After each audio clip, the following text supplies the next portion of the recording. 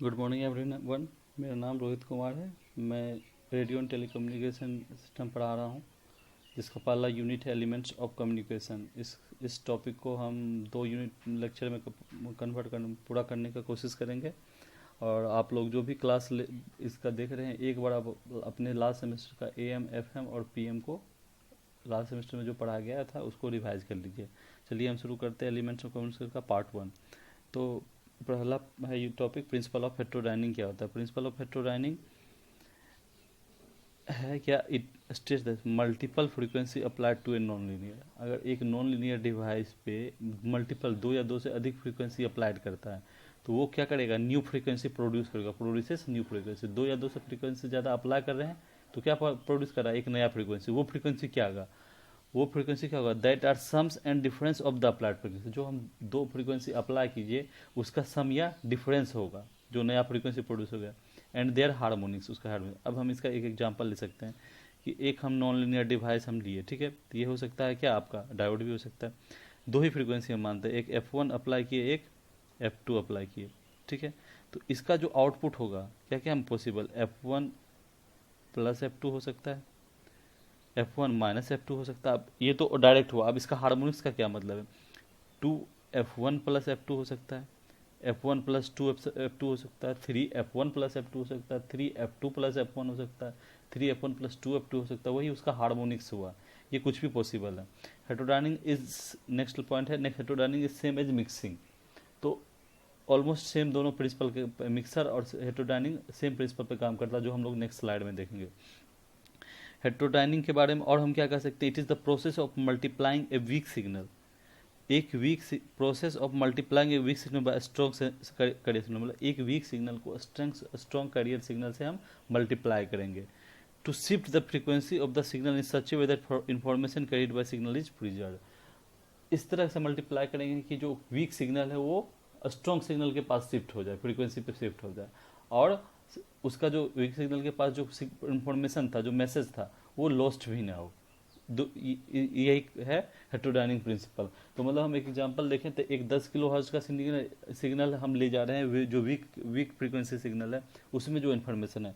तो हमको क्या करना है, उसको उसको लॉन्ग डिस्टेंस के लिए हमको 10 किलो हर्ट्ज का जो सिग्नल है, अब हम उसको क्या करना चाहेंगे कि हमको फ्रीक्वेंसी ट्रांसलेशन कराना है। तो एक carrier signal with 10 mega hertz अगर हम अप्लाई करते हैं तो जो हमारा आउटपुट होगा 10 mega hertz plus 10 kilo hertz या 10 mega hertz minus 10 kilo hertz होगा, जो कि 10 किलो हर्ट्ज से बहुत बड़ा होगा। क्योंकि 10 मेगाहर्ट्ज में 10 किलो हर्ट्ज हटाए तो लगभग नहीं के बराबर ही कुछ हम घटा रहे हैं।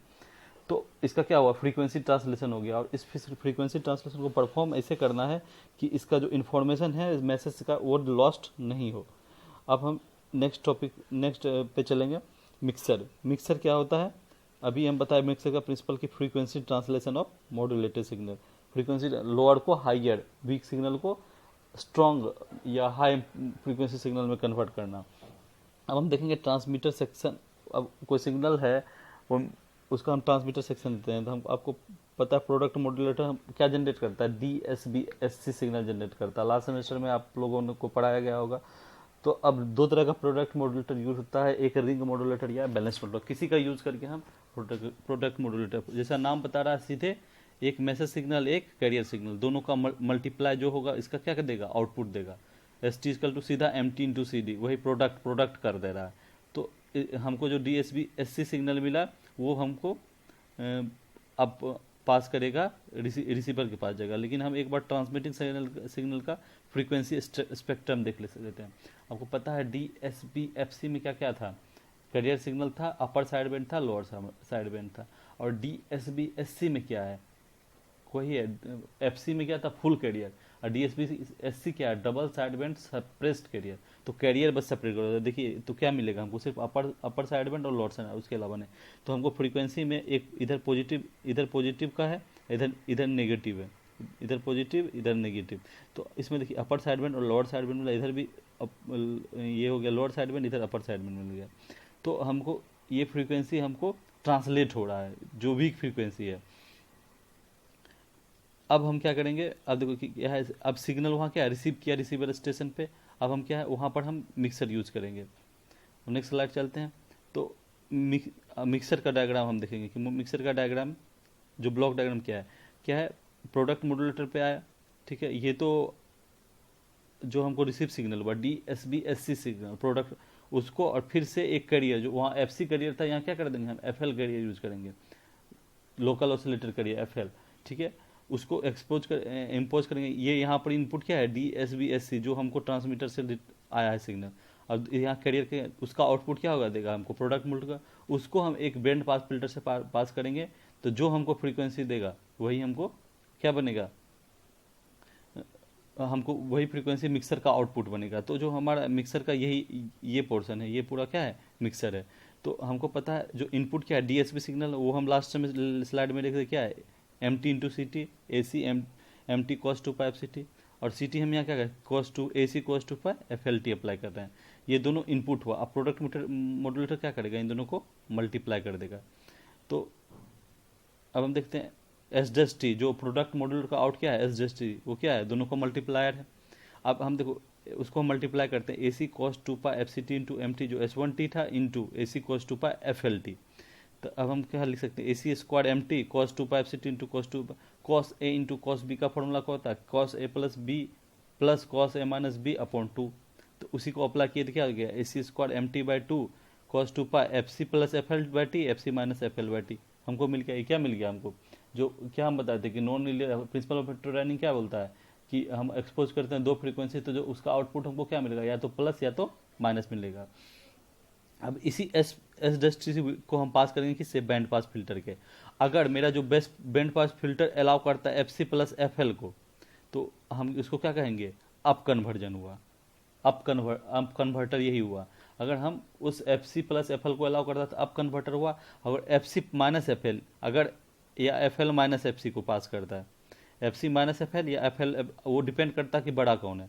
अगर FC बड़ा है तो FC माइनस FL, FL बड़ा है तो FL माइनस FL। तो अगर band pass filter FC minus FL वाला पोर्शन को पास करता है तो हम क्या करेंगे डाउन कन्वर्जन है, मतलब घट रहा है तो डाउन कन्वर्जन हो रहा है, ठीक है। अब नेक्स्ट स्लाइड चलते हैं। यहाँ तक होप को, अब हम इसका डायग्राम, इसका केसेस देखेंगे। दो केस है। पहला केस क्या है, अगर FC प्लस FL है तो हमको क्या है FC ग्रेटर देन FL है तो हमको आउटपुट क्या मिलेगा AC square MT by 2 pi FC plus FL FC minus FL। ये क्योंकि FC बड़ा है FL तो FL माइनस FC पॉसिबल नहीं है। तो अब हमको अप कन्वर्जन क्या हुआ, अप कन्वर्जन तब ये होगा जब इसे पास होता है, अप कन्वर्जन हो गया, डाउन पर FC माइनस FL, ठीक है। अब हम FC छोटा FL से, FL मतलब बड़ा है, तो अब क्या हो जाएगा AC, उसका आउटपुट को हम कैसे लिखेंगे FL प्लस FC जो हमको मिला लास्ट स्लाइड में, जो हमको इसका आउटपुट है ये, इसको हम बस इसको हम बस चेंज कर रहे हैं कि अगर FC बड़ा है FL से तो क्या हो जाएगा FC प्लस FL, अगर FL बड़ा है तो FL प्लस FC। उसी तरह FC अगर छोटा है FL से तो FC बड़ा है FL से FC माइनस FL, अगर FL बड़ा है तो FL माइनस FC। बस इसको बस हम खाली चेंज कर रहे हैं और कुछ भी नहीं कर रहे हैं दोनों केस में। तो हम यहाँ देख रहे हैं कि यहाँ क्या हो रहा है 2 पाई FL प्लस FC, यहाँ क्या हो जाएगा 2 पाई FL माइनस FC। तो डाउन कन्वर्जन क्या होगा, इसके लिए FL माइनस FC के लिए down conversion, FL plus FC के लिए अप कन्वर्जन। तो FC प्लस FL लिखें या FL प्लस FC लिखें, बात तो सेम है हमारे लिए। तो इसीलिए FC है और अप कन्वर्जन हो तो हमेशा क्या होगा FC प्लस FL है। लेकिन FC माइनस FL लिखें जब FC बड़ा हो, और FL माइनस FC लिखें जब FL बड़ा हो, तो वो डिफरेंट हो जाता है। तो डाउन कन्वर्जन में क्या है, अगर FC है उसका डाउन कन्वर्जन तो उसका मोड हो जाता है, एक बार FC माइनस FL, एक बार FL माइनस FC आउटपुट आएगा। तो थोड़ा सा एक बार बहुत सारा FC FL हो गया है, तो आप लोग थोड़ा सा, आपके पास सुविधा है कि बार बार सुन सकते हो, तो इसको रोक कर आप सुन लीजिएगा। अब हम चलते हैं, ये पूरा काम था क्या मिक्सर का, क्या किया फ्रीक्वेंसी ट्रांसलेशन प्रोसेस कर लिया, यही काम था मिक्सर का।